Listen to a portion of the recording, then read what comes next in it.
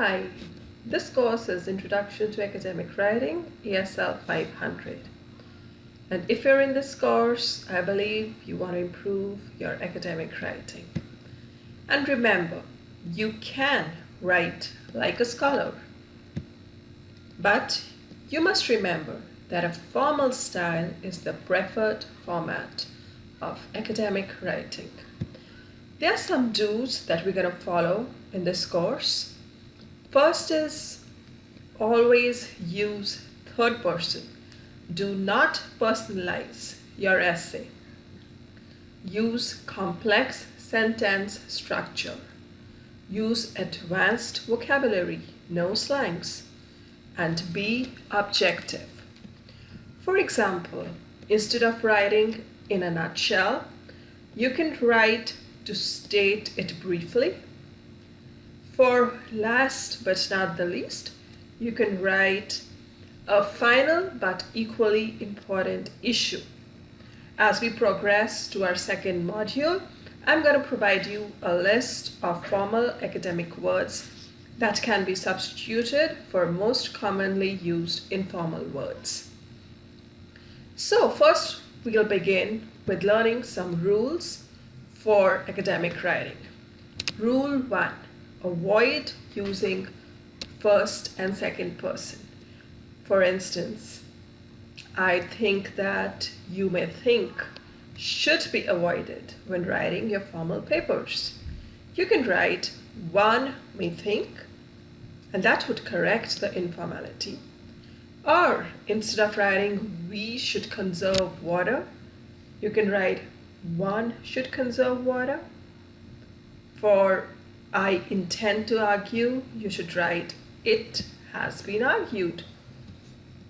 Rule number 2. Do not use contractions. Contractions create a friendly, informal tone, which is unsuitable in formal writing. Only acceptable contraction is o'clock. That is 8 o'clock, 6 o'clock, 5 o'clock. Just remember this. No contractions. Rule number 3. Do not stage directions.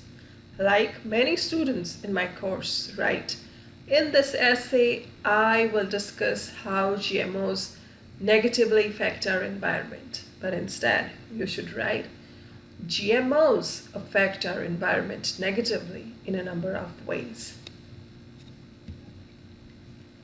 This is rule number 4 is the most important rule. While you're writing, use active voice. Avoid using passive voice.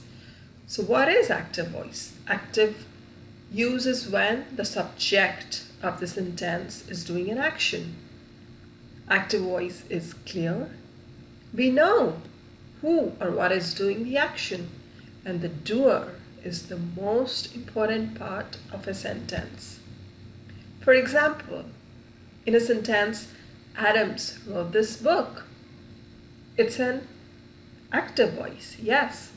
And what would be the passive voice for the same sentence? The passive voice would be, this book was written by Adams. How do we recognize passive voice? There's a very simple trick. If you can add by someone to the end of a verb phrase, it's passive voice. Let's see some examples. So if I write, the light was turned off, so I can add by someone.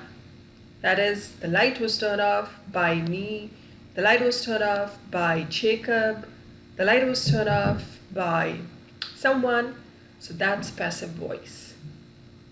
And to make it active, I should write, I turned off the light, or Jacob turned off the light. Another example can be, the cat was thrown out. So, is this passive or active? It is passive, because I can add by someone. So, the cat was thrown out by John. So, to make it active, I should write, John threw the cat out. So in our academic writing, we are always going to use active voice. Just remember. Rule number 5, avoid redundancy. Avoid writing the same information in different ways in order to fill up space. Yes, many students do this. In order to fill up space, they just write the same information again and again using different words. Don't do it. Once the essay is complete, review each paragraph to see if any sentence can be eliminated. Omit any repetitive or overwritten sentences or phrases. So these are the few rules that we're just gonna practice and we're gonna remember in our course. So are you all ready to begin writing like a scholar? Yes, good.